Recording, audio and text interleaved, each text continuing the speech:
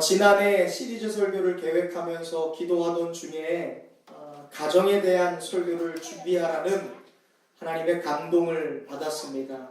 그 순간 하나님께 기도로 여쭈었어요. 하나님, 왜 성도들에게 가정에 대하여 설교해야 합니까? 교회에서는 그거보다 하나님의 나라나 전도, 선교, 사명에 대해서 설교하는 게 맞지 않습니까? 이 가정에 대한 이야기는 교회보다 뛰어난 인프라를 가진 정부나 공공기관들, 학교가 다룰 수 있는 것이 가정교육, 가정이 아닙니까? 그런 저의 의문에 하나님이 역으로 저에게 질문하셨습니다. 정부는 뭐 하는 곳이니?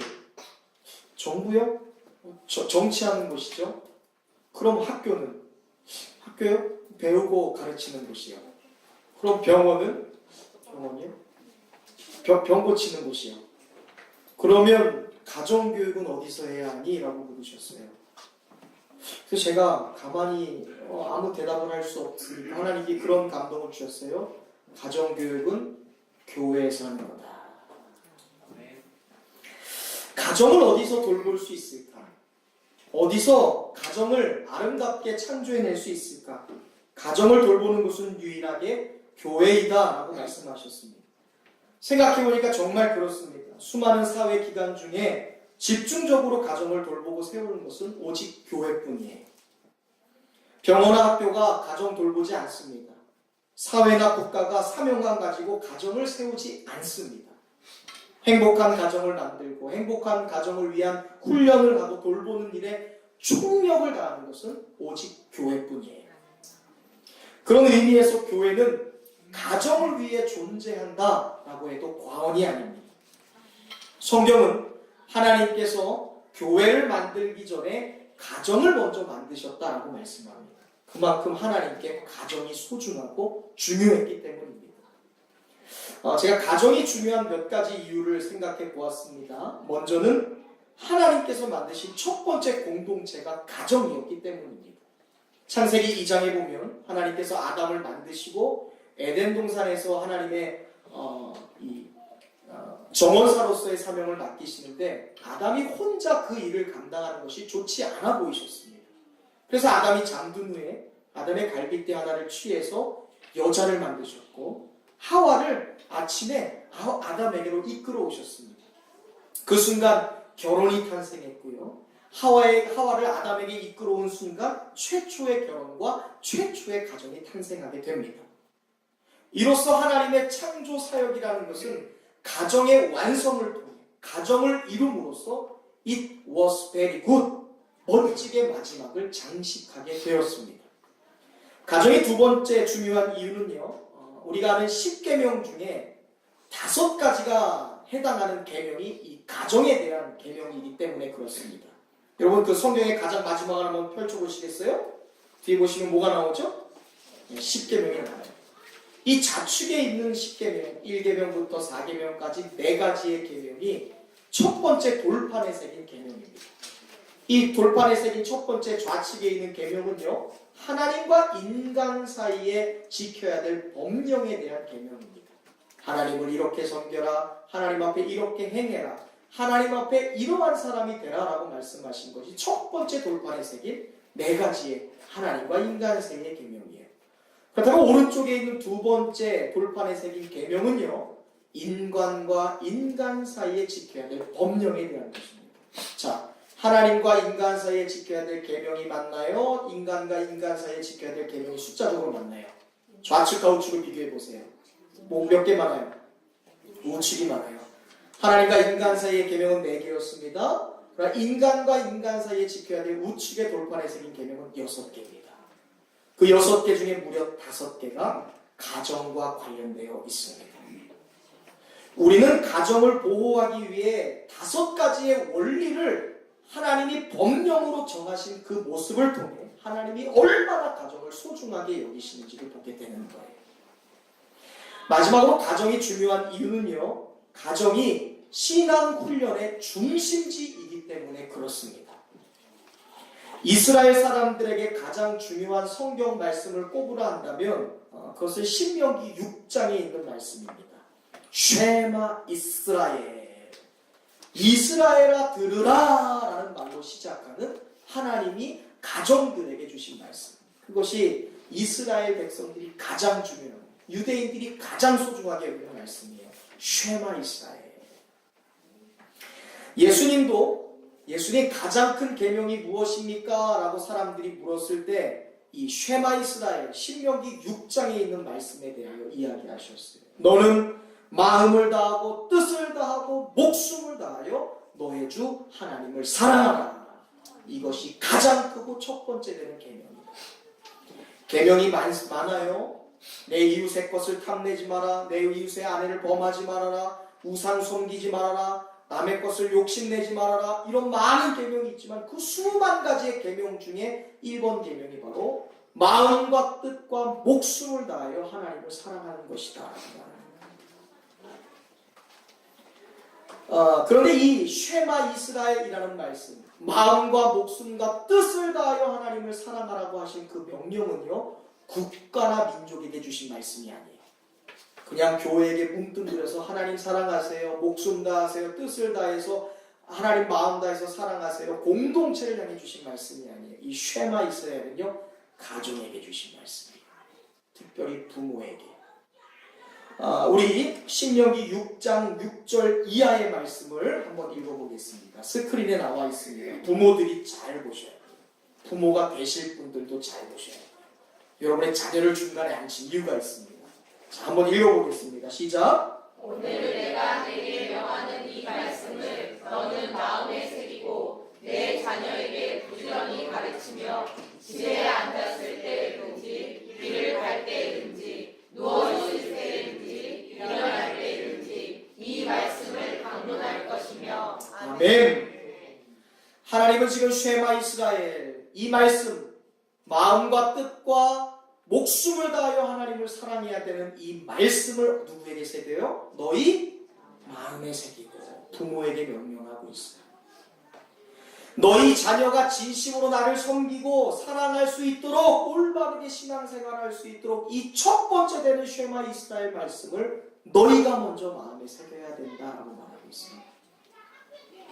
하나님은 이 말씀, 마음과 뜻과 목숨을 다하여 하나님을 사랑하는 것, 이 말씀을 아버지의 아비의 마음에 새길 것을 명령하고 있습니다.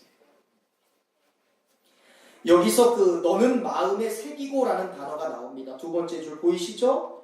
여기서 이 새기다라는 단어가 있습니다. 이 말은요, 히브리어로 하야라는 말이에요. 무엇이 되게 하다라는 말이에요. 내 마음과 목숨과 뜻을 다하여 하나님을 사랑하는 것, 그것을 하야, 너의 마음 되게 하라예요. 부모의 마음이 무엇이 되어야 되는 거예요? 이 말씀, 하나님을 목숨과 뜻과 마음을 다하여 사랑하는 것, 그것이 부모의 마음이어야 된다라고 말씀하고 있어요. 자, 묻습니다. 이 말씀이 국가나 민족을 위해 주신 말씀입니까? 아니면 목사에게만 주신 말씀입니까? 사명자에게 주신 말씀입니까? 아니면 전 부모들에게 주신 말씀인가요? 여러분이 지금 그 고백하셨어요. 부모에게 주신 말씀. 모든 부모, 목숨과 마음과 뜻을 다하여 하나님을 사랑하는 것, 그것이 여러분의 마음이어야 된다고 말씀하고 있어요. 그것을 하야 먼저 부모의 마음에 새기라는 거예요. 오늘날 왜 부모로서 우리 자녀들을 신앙훈련 안 할까 생각해 보았습니다. 다 이유가 있어요. 영적인 원리. 하나님을 사랑하라 말씀하신 그 말씀이 부모의 마음에 하야되지 않은 거예요. 목숨과 뜻과 마음을 다해 하나님을 사랑하라 하신 명령을 내 마음 삼지 않는 것입니다. 그러니까 자녀들을 신앙훈련 못 시키는 거예요. 내 마음에도 없는 걸 어떻게 시킬 수 있습니까? 하필 우리 주변을 보면요, 부모의 믿음이 오히려 자녀의 믿음보다 약한 경우를 봅니다. 쉐마 이스라엘의 말씀을 붙들고 어떻게든 신앙의 가정을 만들어야 하는데 남편은 가정 신앙의 성장에 무관심이에요. 아내는 믿음이 너무 약합니다. 자기 신앙생활하는 것조차 제대로 하지 못하는 경우를 보게 됩니다. 왜 이런 일이 발생할까? 원리가 이곳에 있는 거예요. 하야하지 못해서. 마음을 다하고 뜻을 다하고 목숨을 다하여 하나님을 사랑하라. 부모가 먼저 그 말씀을 하야하지 못하는 거예요. 새기지 않는 거예요. 그 말씀이 내 마음이 되지 못하는 거예요. 이전에 부모가 믿음 안에서 자녀를 키우지 않습니다. 그러니까 믿음 없이 키운 자녀가 결혼해서 믿음 없는 부모가 되는 거예요. 오늘날 교회에 믿음 좋은 어르신은 굉장히 많아요. 여러분 한번 보세요. 교회를 찾아가 보세요. 교회를 지키고 있는 분들은 다 머리에 하얀 이슬이 내린 어른들이에요. 그분들은 기도로 교회를 세웠어요. 기도로 교회를 성장시켰습니다. 그러나 그들의 자녀, 그들의 삶을 이어가야 되는 젊은 세대들이 교회 안에 없어요. 신실한 사람들. 왜 그렇습니까? 하얀 그 마음이 자녀들에게, 믿음의 후대들에게 그대로 전수되지가 않는 거예요. 우리 부모들의 책임입니다. 그러므로 가정은요, 신앙훈련의 중심지.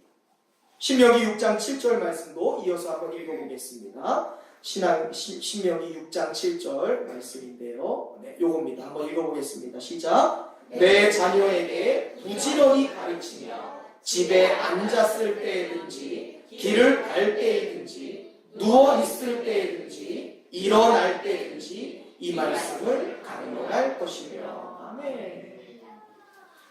하나님을 사랑하는 것, 목숨과 마음과 뜻을 다하여 사랑하라고 명령하신 그 하나님의 첫째 되는 계명을 부모가 하야 마음에 새기고 그 후에 자녀를 신앙 훈련해야 될 책임을 부모에게 주신 거예요. 가정에서. 그러나 많은 경우 살펴보면 일주일 내내 가정에서 신앙 교육이 전무하는 것을 보게 돼요. 대부분의 부모들은 자녀를 신앙 양육할 때요, 아마 저는 그런 생각을 해요. 자녀들에 대해서 이런 기초 교육을 하지 않습니까? 초등교육, 중등교육, 세상을 살아가는 교육들을 할 때 부모가 하지 않아요. 홈스쿨 하지 않아요. 다 어디다 맡깁니까? 사교육, 공공기관에 맡겨요. 학교에 맡깁니다. 선생님께 맡겨요. 그 이유가 뭘까요? 그 선생님보다 내가 못 가르치는 것을 인정하는 거예요. 초등학교 선생님보다 우리 아이들이 배워야 될 초등교육을 내가 못 가르친다는 걸 인정하는 겁니다. 여러분 중학교 교재 보신 적 있어요? 중학교 수학? 와, 이게 까만 건 글씨고 하얀 건 종이더라고요. 요즘 초등학생 1학년 수학 문제 보신 적 있어요? 1 더하기 1 이렇게 안 나옵니다. 주은이가 떡볶이를 하나 먹었습니다. 그런데 민경이가 오더니 떡볶이를 2개를 주었습니다. 자, 주은이가 떡볶이를 몇 개 갖게 되었습니까? 이게 이제 꼬이기 시작해요. 주은이가 순대가 하나 있었습니다. 민경이가 순대를 5개 갖다 줬습니다. 그런데 민준이가 2개를 빼먹었습니다. 민경이는 몇 개 갖고 온 걸까요? 막 이렇게 꼬여요. 이게 이제 1학년 중반이 되면 굉장히 꼬입니다. 그러니까 이걸 우리가 교육 못 시켜요. 내가 인정 못해요. 내가 못해요. 그러니까 선생님에게 맡기는 거예요. 자, 그렇다면 적어도 영적인 부분에 있어서는 선생님이 아닌 우리 부모가 자녀를 가르쳐야 되는 것이 마땅하지 않을까요?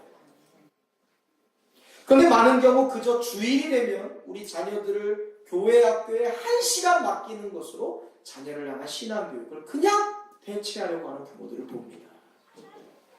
일주일 내내 가정신앙의 훈련의 중심지인 가정에서는 신앙훈련이 전무하고 교회에서 1시간 아이를 맡기는 걸로 신앙훈련 하려고 해요. 그러나 여러분 주일학교는요, 신앙훈련의 보조 역할을 할 뿐이에요.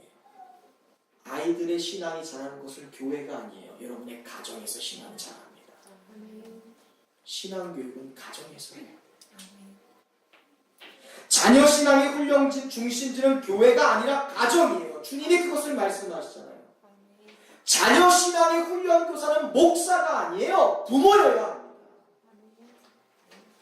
여러분의 가정이 신앙훈련 학교가 되고 부모가 자녀의 신앙 교사가 되어 철저하게 자녀를 신앙훈련시켜야 해요. 이 시간 여러분에게 도전합니다. 여러분은 부모로서, 아니 신앙의 선배로서 하나님의 말씀, 그것을 부모로서 여러분의 마음에 새기셨나요? 하나님의 명령일진데 하나님을 사랑하고 목숨과 뜻과 마음을 다해 사랑하라고 하셨던 그 첫 번째 계명이 여러분의 마음에 하야되어 있습니까? 마음과 목숨과 뜻을 다해 하나님을 사랑해야 된다고 말씀하신 그것이 여러분의 삶에 아멘이 되어가고 있냐 이거예요. 하나님이 부모에게 주신 책임은요, 자녀에게 좋은 옷 입히는 거 아닙니다. 자녀 좋은 학교에 보내고 좋은 학원 보내는 거 하나님이 맡기신 책임 아니에요. 시집 장가갈 때 남보다 좋은 것 해주는 게 부모의 책임이 아니라는 것입니다. 사달라는 것 사주는 것 부모의 책임 아닙니다.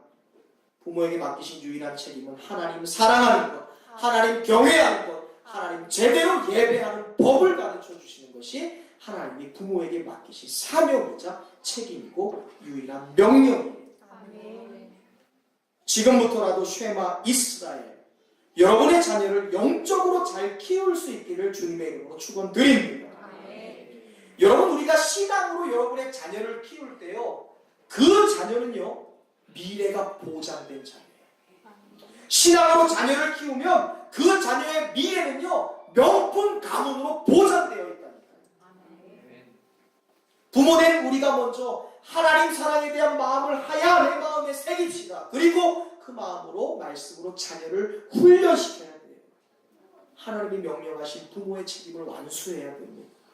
그때 비로소 그 자녀들이 결혼하여 믿음의 가정을 일으키고 나라와 국가와 이민족을 살리는 명품 인생이 될 줄로 믿습니다. 그래서 분명해졌어요. 무엇이요? 부모라고 다 같은 부모가 아니라는 거예요. 부모로서 자녀를 망하게 하는 부모가 있고요. 부모로서 자녀를 성공하고 승리하게 하고 강하게 만드는 부모가 있다는 것입니다. 자녀가 망하고 흥하고는 부모의 손에 달려 있는 것입니다.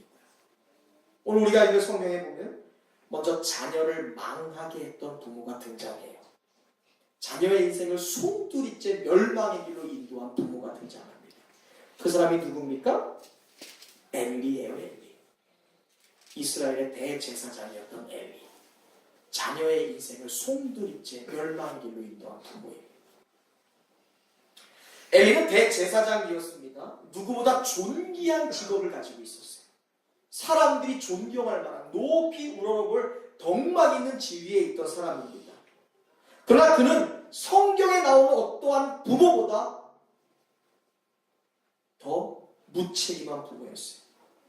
그리고 성경에 나오는 어떠한 가정보다 철저하게 무너지고 패망해버린 가정, 엘리의 가정 이상은 성경에 등장하지 않습니다. 결혼부터 이야기하자면 엘리의 제사장의 두 아들이었던 홈리와 비느하스가 블레셋과의 전쟁에 나갔다가 그 전쟁에서 적나라하게 전사해버리고 말해요. 전쟁에서 죽습니다. 그리고 한 나팔수가 돌아와서 당신의 아들들 2명의 제사장이 전쟁에서 죽었습니다라는 소식을 의자에 앉아서 듣던 아버지 엘리 제사장이 뒤로 넘어져서 목이 부러져 그 자리에서 즉사합니다. 그리고 이 얘기를 비느하스의 아내였던 엘리 제사장의 며느리가 임신 중이었는데 자기 남편이 전쟁에서 죽었다는 소식을 듣자마자 이 여인에게 태동이 갑자기 이 아이가 나오려고 해요. 그리고 그 아이를 나타난 며느리가 그 자리에서 죽습니다. 죽으면서 그 아이의 이름을 남겼는데 이가봇이라는 이름이에요. 하나님의 영광이 떠났다. 이 가정에서 엘리의 가정에서 엘리의 가문에서 하나님의 영광이 떠났다. 이가봇. 본래 하나님께 택함을 받았던 가정이 엘리의 가문이었어요.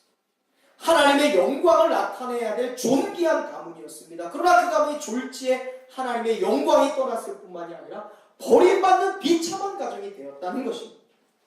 왜 이런 일이 일어났을까요?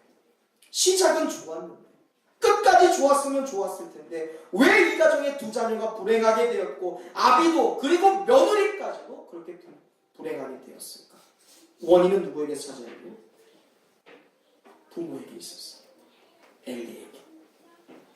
엘리가 두 자녀를 철저하게 신앙 훈련시키지 않은 결과 그 가정이 불행해졌다는 거예요. 과연 그가 어떻게 자녀를 양육했는지 오늘 우리가 읽었던 말씀에 그 모습이 나오는데 12절 말씀에 우리가 주목해 볼 수 있길 바랍니다. 자녀를 망하는 길로 인도하는 부모의 특징이에요. 우리 12절 말씀 스크린에 나와 있습니다. 한번 읽어볼까요? 두 번 읽겠습니다. 시작. 엘리의 아들들은 행실이 나빠 여호와를 알지 못하더라. 한 번 더 읽습니다. 엘리의 아들들은 행실이 나빠 여호와를 알지 못하더라. 여기서 이 행실이 나쁘다는 단어, 행실이 나쁘다, 벨리알이라는 히브리어입니다. 이것은 아니다, 없다, 부정하는 no라는 단어의 뜻을 가진 벨리라는 단어와 같이 유익이라고 이야기하는 야알이라는 단어의 합성어예요. 벨리알, 가치가 없다, 유익이 찾을 수 없다, 무가치하다. 엘리의 아들들은 무가치하여 여호와를 알지 못하더라. 엘리의 아들들은 유익함이 없어서 하나님을 알지 못하더라. 예전 성경에서는 이 행실이 나빠라는 단어를요, 불량자였다, 배도자였다라고 얘기해요. 대제사장의 아들이에요. 대제사장이 되어야 될 제사장들입니다. 그들이 불량자였대요. 부모가 교회를 다녀요. 부모가 신앙인이에요. 그런데 그 자녀들은 배도자였어요. 불량자였어요. 나날이 깡패였어요. 건달이었어요. 요즘 말로 양아치였어요. 그들이 여호와를 알지 못하였다라는 말은요, 그들이 하나님을 들어본 적이 없다라는 말이 아니에요. 그들이 교회를 다녀본 적이 없다는 말이 아니에요. 그들이 하나님을 하나님으로 인정하지 못하였다. 그들이 하나님을 무시하였다. 하나님에 대하여 관심 두지 않았다는 거예요. 자, 이 두 아들이 세상 사람들이에요? 누구의 자녀예요? 제사장, 예수 믿는 사람의 자녀라는 거예요. 하나님을 하나님으로 인정하지 않는 사람, 하나님을 경외하지 않는 자녀들이 엘리 대제사장의 아들들이었어요. 홈리와 비느하스는요, 아버지 엘리의 뒤를 이어서 대제사장이 돼야 될 사람들이었어요. 그들은 제사장으로 선택받은 레위 지파의 일원이었고요. 그 레위 지파 중에서도 대제사장이 될 수 있는 아론의 후예들이었어요. 하나님께 선택받은 사람들이었어요. 철저하게. 그런데 그들이 하나님을 경외하지 않는 불량배들이었습니다. 하나님께 제대로 예배드리지 않는 배도자였어요. 하나님을 무가치하게 여기는 불량자, 깡패, 양아치였다라는 것입니다. 신랄한 그들에 대한 성경의 평가였어요. 하나님을 존경하거나 두려워하지 않습니다. 그들이 하나님께 무관심했던 결과 결국 그들의 행동은 하나님 앞에 제사를 드릴 때, 즉 예배를 드릴 때 그들의 예배 태도에 그대로 반영이 되었어요. 17절 한번 보시겠어요? 17절 사무엘상 2장 17절 기록 안 돼 있습니다. 여러분 찾아보시죠. 사무엘상 2장 17절 그들이 하나님 앞에 불량되었고 배도자였고 그들이 하나님 앞에 경외하지 않았던 결과 그들의 예배의 태도가 나옵니다. 2장 17절 읽어봅시다. 시작. 이 소년들의 죄가 여호와 앞에 심히 금은 그들이 여호와의 제사를 멸시함이었더라. 아멘. 그들의 죄가 크대요. 왜요? 하나님께 드리는 제사, 예배를 어떻게 했어요? 멸시하였답니다. 멸시. 예배를 우습게 알았대요. 예배를 예배되지 않게 했대요. 어떻게 예배를 멸시합니까? 백성들이 하나님께 드리기 위해서 가지고 온 제물이 있어요. 그 제물은 제사장이 갖고 와서 제사장 앞에서 자기의 죄를 고백한 다음에 그 제물을 죄를 지은 사람이 그 제물을 죽입니다. 그리고 제사장 앞에 그 제물을 죽인 것을 가지고 오면 제사장이 성수 앞에서 각을 뜹니다. 그리고 피와 기름을 받죠. 그리고 피와 기름은 하나님 앞에 분향소에서 불로 쫙 태워서 하나님께 연기로 흠양해 드립니다. 향기로. 그리고 나면 이 고기를 하나님께 태워드리거나 그 고기의 일부분을 제사장이 취하고 그 제사의 예물 중에 몇 군데를 레위 지파 사람들과 제사를 드리러 왔던 장본인에게 주어서 이 제사에서 나온 그 고기를 습득합니다. 그러나 엘리 제사장의 두 아들 홈리와 비느하스는 하나님께 제사 드리기 전에 그 고기를 지들이 먼저 취했어요. 그리고 협박합니다. 너네 내 마음대로 안 하면 내가 너희 거 뺏을 거거든. 사환을 시켜서 우리 제사장이 하나님께 제사 드리기 전에 구운 것 먹기 싫고 날고기 먹고 싶어 하니까 하나님께 드리기 전에 먼저 내게 갖고 와라고 얘기했습니다. 안 그러면 가만두지 않겠대요. 협박을 하는 거예요.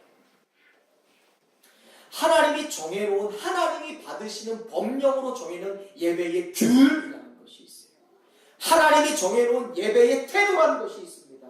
제정하신 제사의 규례를 완벽하게 그들이 무시했습니다. 그리고 자기의 욕망대로 예배를 타락시켜버렸어요. 두 자녀의 악행은 여기서 끝나지 않습니다. 22절에 보세요. 22절에 보면 이들의 또 다른 죄가 아주 적나라하게 기록되어 있습니다. 22절에 이런 말씀이 있어요. 회막문에서 수종들은 누구와 여종들과 어떻게 했다고요? 동침했다. 성소에서 이 성전을 깨끗하게 청소하고 정리하는 여종들이 있어요. 봉사하는 사람들이에요. 그 사람들과 뭐 하는 거예요? 관계하는 거예요. 하나님께 예배드려야 될 거룩한 예배 장소에서 어떻게 합니까? 구별된 봉사자들을 간음하기 시작해요. 성추행하기 시작했어요. 하나님의 예배드릴 예배 장소를 자기의 욕망의 장소로 바꿔버렸어요. 여러분, 회막이 어떤 곳인가요? 회막은 하나님의 말씀이 선포되는 곳이에요. 하나님께 기도하는 곳이었어요. 모세는 회막에서 하나님과 대화했거든요. 교회는 어떤 곳이어야 됩니까? 하나님을 만나고 예배하는 곳이에요. 그곳을 자기의 욕망을 발산하는 수단이 잠긴 장소로 사용했어요. 예배를 자기의 욕망을 해결하는 시간으로 사용했다는 거예요. 하나님을 욕망의 수단으로 사용했던 것입니다. 이들이 이렇게 타락한 원인이 어디서 시작되었을까요? 그들이 원래 더러운 인간이었습니까? 그들이 원래 벨성 싶은 그런 뿌리들이 아니었습니까? 아니요. 그의 부모에게 책임이 있습니다. 엘리는 제사장이었어요. 말씀으로 자녀들을 훈계하고 가르쳐줘야 될 사람입니다. 그러나 그들을 자녀들을 신앙 안에 제대로 훈련시키지 못했어요. 엘리가 몰랐던 것은 아니에요. 그 모든 악행들을 듣습니다. 성소에서 회막에서 수종들은 여종들을 간음하고 그들과 성적인 관계를 맺은 소식을 듣고 아들들을 불렀어요. 그리고 질타를 합니다. 23절부터 5절에 보면 그래요. 왜 이런 악행을 저지르니 얘들아. 인간에게 인간이 죄를 지은 것도 해결받기 어려운데 사람이 하나님께 지은 죄를 어떻게 해결할 수 있느냐. 이걸 누가 무효화시킬 수 있겠느냐. 그런데 25절에 보면 그들이 아버지의 말에 콧방귀도 뀌지 않아요. 무슨 말이에요? 제대로 훈계하지 않았다는 거예요. 야, 예배 시간에 똑바로 드려. 졸지 마. 왜 그래? 야, 시험 보는 것도 중요하지. 그래, 예배도 좀 나와라. 일찍 자라. 모양만 흉내냈어요. 결국 이 일 때문에 자녀를 제대로 훈계하지 못한 일 때문에 하나님이 엘리를 찾아오셔서 경고를 해요. 굉장히 무서운 경고입니다. 하나님의 사람이 선지자가 어느 날 엘리를 찾아옵니다. 그리고 그에게 질타해요. 경고합니다. 왜 너의 자녀를 똑바로 양육하지 못하느냐? 왜 제대로 가르치지 못하느냐? 오늘날 성도들은 이 강단에서 주의 종들을 선포되는 말씀, 주의 종들을 통해 선포되는 말씀들을 들어요. 왜 자녀 교육 똑바로 안 하십니까? 왜 자녀들이 예배 제대로 드리도록 하나님을 경외하도록 왜 자녀를 제대로 가르치지 않느냐라는 하나님의 경고를 분명히 들어요. 근데 문제는요, 그 말을 귓전으로 들어요. 그 결과가 엘리의 가정이라는 거예요. 반면에 오늘 성경은 이러한 엘리의 가정과 대조하여 자녀를 망하게 만든 것이 아니라 자녀를 성공하게 만들고 강하게 만들고 흥하게 만든 다른 부모도 대조하여 우리에게 기록하고 소개하고 있어요. 그가 바로 한나라는 여인입니다. 대제사장 엘리에 비하면 한나는 정말 아무것도 아니었어요. 평범한 사람입니다. 근데 그녀가 사무엘이라는 위대한 선지자를 만든 여인이 되었어요. 엘리는 신앙 없는 자녀로 길렀지만 한나는 신앙 있는 여인, 하나님을 경외하는 여인으로, 아들로 신앙 훈련하여 그 자녀를 기릅니다. 사무엘상 1장 24절 28절 말씀 우리 한번 읽어볼까요? 나와 있으니까 읽어볼게요. 시작. 젖을 뗀 후에 그를 데리고 올라갈새 수소색과 가루한 에바와 포도주 한 가죽들을 가지고 실로 여호와의 집에 나아갔는데 아이가 어리더라. 그들이 숙소를 잡고 아이를 데리고 엘리에게 가서 한나가 가로되 나의 주여 당신의 사심으로 맹세하나이다. 나는 여기서 나의 주 당신에게 여호와께 기도하던 여자라. 이 아이를 위하여 내가 기도하였더니 여호와께서 나의 구하는 바를 허락하신지라. 그러므로 나도 그를 여호와께 드리되 그의 평생을 여호와께 드리나이다 하고 그 아이는 거기서 여호와께 경배하니라. 한나는 사무엘이 젖을 뗀 후에 라고 되어 있어요. 바로 젖된 아이예요. 그리고 그 아이를 데리고 실로에 있는 성소에 갑니다. 그리고 대제사장 엘리에게 그 아이를 맡겨요. 기억하시나요? 저 기억하시죠? 여기서 아들 달라고 기도했던 한나, 그게 저예요. 당신이 술 취한 것 아니냐고 오해했던 그 여인 저예요. 제가 기도했잖아요. 약속한 거 아시죠? 하나님 내게 아들을 주시면 그 아들을 하나님께 드리겠습니다. 제가 그 약속 지키러 왔어요. 제 아들이에요. 받아주세요. 길러주세요. 젖을 뗀 아이 몇 살 정도 됐을까요? 고작 2-3살. 핏덩이 같은 아들을 떼어놓는 일이 엄마로서 얼마나 어려웠을까. 또한 사무엘이 어떻게 낳은 아들이에요. 무자해서 매일매일 울면서 기도하다가 겨우겨우 얻은 아들입니다. 눈에 넣어도 아프잖아요. 혹시 불면 날아갈까. 그 아들을 지금 성전에 내어놓고 돌아설 때 그 어머니의 뒷모습을 상상해보세요. 자식을 군대에 보내본 어머니의 어머니는 이 마음을 알 거예요. 아마 아들의 훈련소까지 따라가는 어머니들, 아들의 휴가 복귀날 그 아들의 뒷모습을 본 어머니는 이 마음을 분명히 압니다. 제 어머니가 그랬거든요. 저는 그것을 봤어요. 적응할 수 있을까? 잠자리는 안 불편할까? 밥은 잘 먹을까? 해코지 당하지 않을까? 다치진 않을까? 춥지는 않을까? 힘든 훈련은 잘 받을 수 있을까? 엄마들은 매일같이 군대 간 아들을 생각하며 눈물을 적십니다. 그러다가 아들이 군대 입대한 날 입고 갔던 옷이 요만한 박스에 담겨서 와요. 아마 그것을 보고 참았던 눈물이 폭포수같이 흘러진 거예요. 그 옷에는 비는 거품 거품대로, 때는 때대로, 찌꺼기는 찌꺼기대로 꾸깃꾸깃한 그 옷이 신발과 함께 다 요만한 상자에 담겨서 와요. 여러분 지금 한나의 마음, 그것이 바로 군대를 보낸 자녀를 바라보는 어머니의 마음입니다.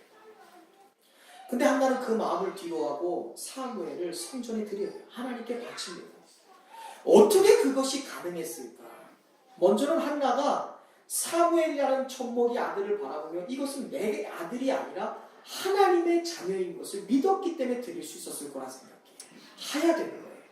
하나님을 하나님께서 주신 것이 하나님의 것이다라는 것을 마음에 하야 새겼다는 거예요. 그리고 두 번째는 자기가 아무리 용쓰고 힘쓰고 최선을 다해 길러도 하나님이 기르시는 것이 내가 기르는 것보다 100배, 1000배, 10,000배 날 거다라는 마음의 확신이 있었어요. 그러면 그 부모는 자녀를 하나님께 드릴 수 있는 거예요. 하나님이 하물며 여러분보다 여러분의 자녀를 잘 기를 수 있지 않으시겠습니까? 그것을 믿었기 때문에 드리는 거예요. 한나는요, 마음에 하나님의 사랑을 새긴 명품 부모의 전형적인 모형이 되는 거예요. 하나님 사랑하는 사람의 전형적인 모형이 한나예요. 그것뿐 그것뿐만이 아니에요. 사무엘상 2장 18절을 보면 한나가 이후에 매년 사무엘을 어떻게 영적으로 훈련시켰는지, 신앙 양육을 했는지를 우리에게 말씀을 통해 보게 됩니다. 우리 2장 18절 말씀 한 번 더 읽어보겠습니다. 시작! 사무엘은 어렸을 때에 세마포 에봇을 입고 여호와 앞에서 섬겼더라. 요거 쉬운 성경으로 보면 이렇게 되어 있어요. 그러나 사무엘은 하나님께 순종했습니다. 그는 제사장 옷 세마포로 만든 에봇을 입었습니다 라고 되어 있어요. 여러분, 지금 어린 사무엘에게 처해진 환경이라는 것이 무엇일까 생각해 보세요. 일단은 어머니와 떨어져 있어요. 그리고 어머니 대신에 성전에서 그를 맡아서 키워야 될 사람이 누군가요? 엘리예요. 엘리는 어떤 아버지예요? 자녀를 망하게 만든 아버지. 신앙훈련하는 아버지 못하는 아버지. 제사장. 완전 무익한 제사장이었어요. 이스라엘 역사상 이렇게 타락하고 이렇게 무능한 대제사장은 없었습니다. 그에게 맡겨져 길러줘야 될 자녀가 되었어요. 자, 두 번째, 지금 사무엘이 성전에서 함께 밥을 먹고 함께 잠을 자고 함께 교제하고 함께 배우고 이웃해야 될 사람들은 누군가요? 엘리의 두 아들인 홈니와 비느하스. 행악자들, 날라리들, 양아치, 건달들, 배반자들, 행실이 나쁜 놈들, 무가치한 놈들, 그 사람들과 함께 지내요. 그들과 같이 밥을 먹습니다. 함께 생활을 해야 돼요. 함께 배우고 영향력을 받아야 됩니다. 어린 시절 때부터 사무엘이 보고 들을 수 있는 것은요, 엘리의 무능함이었고요, 홈니와 비느하스의 부정이었어요. 그것을 보고 자랄 수밖에 없었어요. 그러나 그럼에도 불구하고 사무엘은 이스라엘 역사상 가장 위대한 사사였고 가장 위대한 선지자였으며 제사장으로 세움을 받습니다. 놀랍지요. 아이들은 환경의 영향을 받게 되어 있는데요, 사무엘은 전혀 암흑기 같은 영적 환경에 대한 영향력을 하나도 받지 않아요. 환경의 지배를 받지 않는 거예요. 그가 그러한 깜깜한 영적 암흑기에서 어떻게 영향력 받지 않는 신실하고 위대한 신앙의 사람이 될 수 있었을까? 그러면 그 비결을 누구에게서 찾아야 돼요? 부모 한나에게서 찾을 수 있어요. 사무엘이 특별한 은혜가 있었지만 그 특별한 은혜 이전에 한나의 철저한 신앙 양육이 있었어요. 1년에 단 한 번 보지 않는, 한 번밖에 매년제 1년에 자기들이 정해놓은 정해진 시간에 드리는 그 제사 때만 성전에 올라가서 아들을 볼 수 있는 거예요. 1년에 단 한 번. 근데 그 한 번의 만남이 얼마나 귀중한 만남이었기에 환경의 지배를 받지 않은 신실한 신앙인이 탄생했다는 거예요. 그것을 찾아보려는 거예요. 18절 말씀 다시 볼래요? 사무엘은 어렸을 때에 세마포 에봇을 입고 여호와 앞에서 섬겼다. 우리 성경에는 이 18절 말씀이 사무엘이라는 단어로 시작되지만 헬라어 성경에는 그러나 라는 단어가 접속사가, 접속부사가 이 앞에 사무엘 앞에 원래 기록되어 있어요. 그러나라는 단어가 히브리어로 기록되어 있습니다. 그러나라는 단어는요, 앞과 뒤가 달랐을 때 하는 거예요. 나는 배가 고프다, 나는 배가 부르다. 그러나 너는 배가 고프다, 이런 거죠. 앞에 상황과 뒤의 상황이 전혀 반대입니다. 자, 그렇다면 사무엘이 여호와 앞에서 세마포 에봇을 입고 하나님을 섬겼다라는 말은 그 앞에 에봇도 입지 않고 하나님을 섬기지 않는 다른 행위가 있었다는 거예요. 그게 누구들의 행위였을까요? 홈니와 비느하스의 행위예요. 17절에 나와 있어요. 한번 읽어보시겠어요? 빨간 글씨 시작! 이 소년들의 제가 여호와 앞에 시기는 그들이 여호와의 제사를 멸시함이었더라. 사무엘은 어렸을 때 이 소년들, 하나님을 멸시하는 사람들이 누구라고요? 홈니와 비느하스, 엘리 제사장의 두 아들. 그러나 사무엘은 이라며. 어린 시절 사무엘이 볼 수 있었던 것 유일한 환경은요, 제사를 멸시하는 홈니와 비느하스의 잘못된 모습이었어요. 우리가 직장에서 볼 수 있는 건 예수 믿는 사람들을 하대하고 그들에게 핍박하는 직장 상사라는 거예요. 우리가 친구들과의 관계에서 모임에서 보는 것은 예수 모르고 세속적으로 사는 사람들과의 관계가 전부라는 거예요. 그것이 교제권의 사무엘의 교제권의 전부였어요. 그러나 사무엘은 어렸을 때부터 세마포 에봇을 입고 여호와 앞에서 섬겼다라고 돼요. 전혀 영향력을 받지 않아요. 대단해요. 놀라울 따름입니다. 대부분의 아이들은 어른들이나 주변의 환경들의 모습을 배웁니다. 그대로 따라해요. 사무엘이 제사장을 돕는 조수로서 배울 수 있는 것은 눈앞에 보이는 홈리와 비느하스의 부정이었어요. 죄악이었어요. 그러나 성경은 사무엘은 그들과 전혀 달랐다라고 말씀하고 있어요. 사무엘은 세마포 에봇을 입었대요. 에봇은 제사장의 거룩한 예복입니다. 베스트 조끼 형식으로 되어 있어요. 하얀 예복입니다. 금색과 청색과 자색과 홍색실 그리고 가늘게 짠 배실 그걸로 만들어진 조끼 형식의 가운입니다. 그리고 양쪽 어깨에는 이스라엘 12지파의 이름을 새긴 이 호마노라는 이 돌이 위에 그대로 부착되어 있어요. 보석이. 어깨 견장처럼 이스라엘의 12지파를 상징하는 보석이 새겨져서 하나님의 임재하심을 상징하는 거예요. 사무엘은 어린 나이였습니다. 그러나 어린 나이일 때부터 자기에게 걸맞는 옷을 입고 그 옷에 걸맞는 삶으로 살았다라고 말씀합니다. 홈리와 비느하스에게 영향력 받지 않고 보내심 받고 부르심 받고 택하신 모습 그대로 살았다는 것입니다.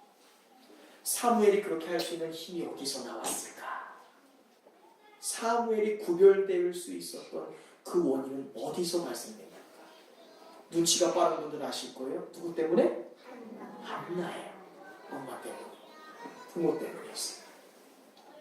우리는 계속해서 기록하고 있는 말씀을 통해 사무엘이 구별되어서 살 수 있었던 하나님 앞에서 섬기고 하나님께서 사용하시는 제사장으로 사용될 수 있었던 그 원리가 바로 부모에게서 비롯된 것이다라는 것을 보게 됩니다. 19절 말씀 함께 읽어보겠습니다. 시작! 그의 어머니가 매년 드리는 제사를 드리러 그의 남편과 함께 올라갈 때마다 작은 겉옷을 지어다가 그에게 주었더니 매년 1년에 한 번 보는 날 그 아들을 위해서 인절미 떡을 싸게 하시네요.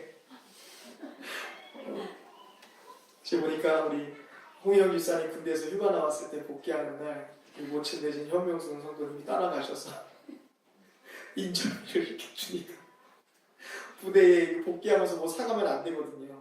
이거 근데 어머니 이게 이제 앞에서 유병수에서 이거 왜 갖고 왔냐? 이등병이 말이야. 이거 갖고 오면 어떻게? 아 어머니가 안 된다고 했는데 그래도 자식 사랑하는 마음으로 주셨어요. 이거 반입하면 안 되는데 죄송합니다. 여기서 다 먹고 들어가.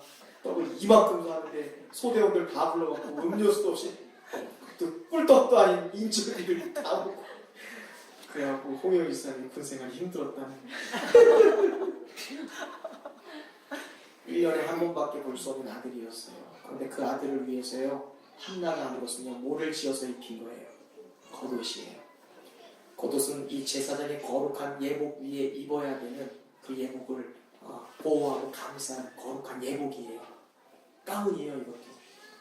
그것을요 한나가 하나하나 만들어서 아들에게 왜 1년마다 기도 잘하니까요. 제사장의 조수로서 성전 일을 하다 보면 그 옷이 해질 수 있잖아요.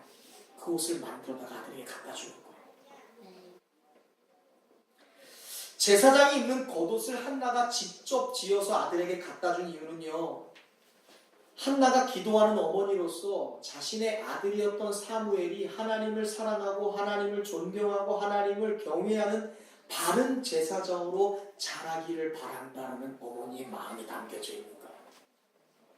그 옷을 입혀주면서 네가 제대로 된 제사장 되기를 바란다.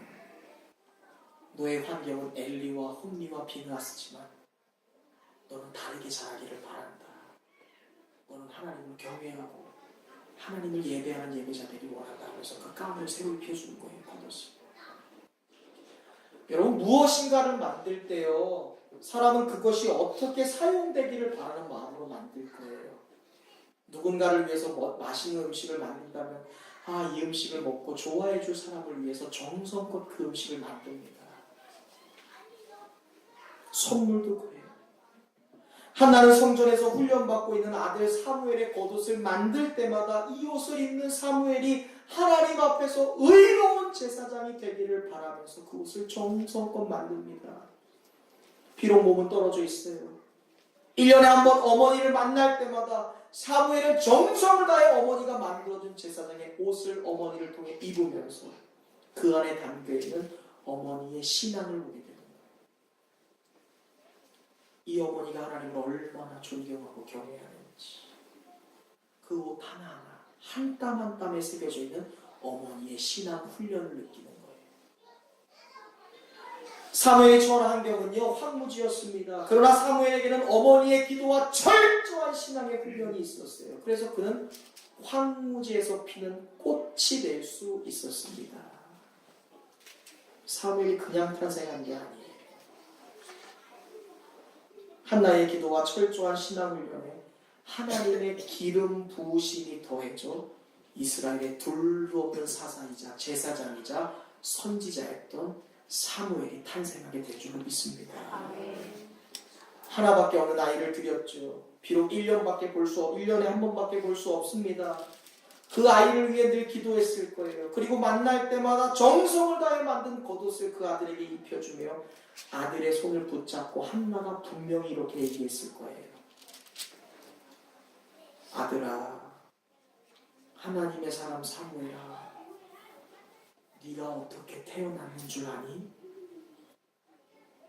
네가 왜 여기에 있는지 아니? 넌 그것을 생각해야 돼. 너는 내가 기도로 낳은 아들이야. 너는 하나님께 내가 드린 아들이야. 너는 달라야 해. 그 아들의 손을 붙들고 자기가 입힌 가운을 입히고 그 어머니가 말하는 1년에 단 한 번밖에 전해질 수 없었던 그 신앙훈련이 얼마나 강력한 것이었기에 사무엘은 황무지와 같은 곳에서도 꽃을 피울 수 있는 위대한 신앙의 사람이 될 수 있었어요.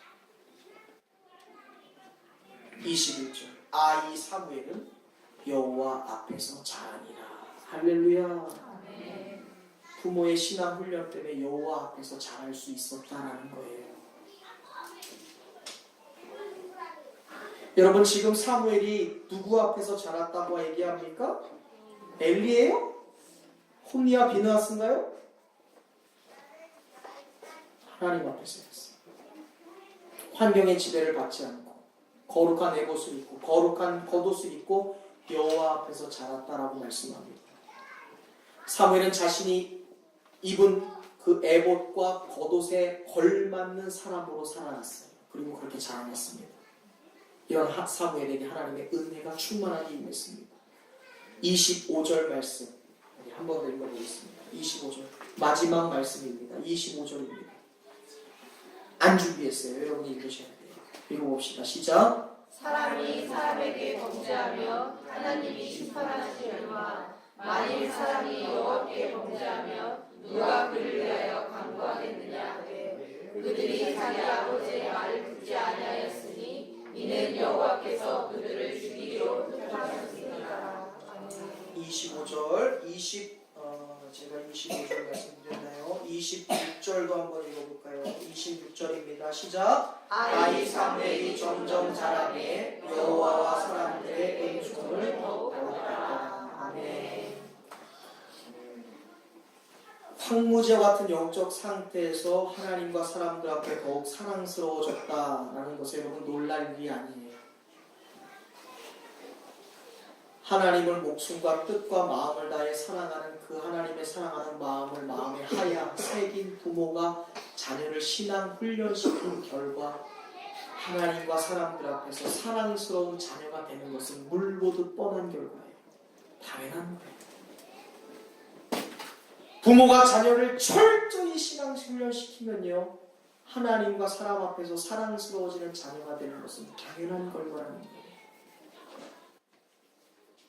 기도하는 어머니, 부모가 신앙교사가 되어 철저한 신앙훈련 뒤에 찾아온 당연한 결과라는 것입니다. 사랑하는 여러분, 우리가 자녀의 신앙교사가 되어서 가정에서 그리고 삶에서 우리의 자녀를 신앙 훈련시킨 결과 그 자녀가 하나님의 은혜 안에 거하고 사람들에게 영광받고 사람들에게 존경받는 은총받는 삶이 될 수 있다면 그거보다 더 좋은 자녀를 위한 선물이 어디 있을까요? 우리는 먼저 한 사람의 신앙인으로서 하나님을 사랑하고 하나님의 계명을 쫓아야 되는 것은 마땅합니다. 그러나 그것이 자녀 교육을 다 하진 않는다는 거예요. 내가 하나님 앞에 일주일에 한 번 예배드리는 그 의무 생활하는 걸로 자녀 양육하는 게 아니에요. 그 아이들 씻겨서 옷 입히고 TV 보는 거 꺼트리고 빨리 가라 뒤에서 밀어서 교회 보내는 걸로 신앙훈련 시키는 거 아니에요. 그것은 엘리가 한 일과 다름없어요. 부모라고 다 같은 부모가 아니라는 거예요. 부모가 자녀를 신앙 안에서 키우지 않으면 엘리처럼 망하는 자녀를 만들게 되는 거예요. 우리가 자녀를 잘 키우기 위해서는 한나처럼 신앙 안에서 하나님 앞에서 자녀를 훈련해야 될 줄로 믿습니다. 이 시간 말씀을 정리하며 여러분에게 도전합니다. 부모로서 여러분의 삶을 한번 되돌아보세요. 말씀을 통해 여러분의 삶에 경고하고 질책하는 하나님의 음성을 들으세요. 여러분은 과연 가정에서 예수 믿는 부모로서의 면모를 보이고 있습니까? 주중에 여러분은 부모로서 예배를 소중히 여기는 모습을 보이고 있나요? 아니면 매일같이 어디 놀러 갈까? 오늘은 무슨 이벤트를 벌릴지 머리를 굴리는 홈리와 비느하스의 모습으로 여러분 자녀 앞에 서 있지는 않습니까? 이거 회개해야 돼요. 우리의 삶의 결과가 물보듯 뻔한 거예요. 여러분, 자녀에게 신앙을 훈련을 위해 가정에서 모범을 보이는 부모가 될 수 있기를 바랍니다. 사무엘에게 신앙 훈련시켰던 부모처럼 철저하게 신앙 훈련시키셔야 돼요. 그게 여러분의 자녀가 승리하는 비결이에요. 목사님, 저는 아직 결혼 안 했는데요. 저는 아직 아이 없는데요. 남의 이야기인가요? 여러분, 아니에요. 여러분이 이것을 알고 결혼하고 자녀를 갖는 순간요, 여러분은 먼저 시작부터 한나로 시작하는 거예요. 제가 지난주에 신방을 하면서 한 가정에서 이런 이야기를 들었어요. 목사님, 제가 만약 저희 자녀를 낳으면요, 딸이면 사모님처럼 주의 여종 만들고 싶고요, 아들 낳으면 목사 만들고 싶고요 라는 얘기를 들었어요. 이분들은 시작부터 한나예요. 얼마나 귀했는지 몰라요. 제가 운전하고 돌아오면서 그리고 말씀을 정리하면서 제 목양실에 앉아서 얼마나 울었는지 몰라요. 와, 하나님. 와, 하나님. 내가 듣기에도 감동스럽고 감격스러운데 하나님 보시기에 저들의 성심이 얼마나 귀하다고 느끼십니까? 여러분, 이 사람과 우리의 삶이 어떻게 달라질까요? 미래의 자녀들을 위해 기도하고 그들을 위해서 다짐하면서 지혜로운 부모가 되게 해달라고 여러분 기도하셔야 돼요. 그리고 그 모습으로 여러분의 자녀를 철저한 예배자로 훈련시킬 수 있기를 바랍니다. 그때 우리의 자녀들이 어떠한 환경에도 지배받지 않는 하나님과 사람들 앞에서 더욱 사랑스러워져가는 자녀들이 될 줄로 믿습니다. 네, 옆 사람에게 인사하겠습니다. 신앙교사가 됩시다. 신앙훈련 시킵시다. 신앙의 부모가 되겠습니다. 부디 엘리가 아닌 한나의 자리에 서서 여러분의 자녀의 삶을 강하게 만들고 흥하게 만드는 지혜로운 자녀들 되시기를 주님의 이름으로 축원드립니다.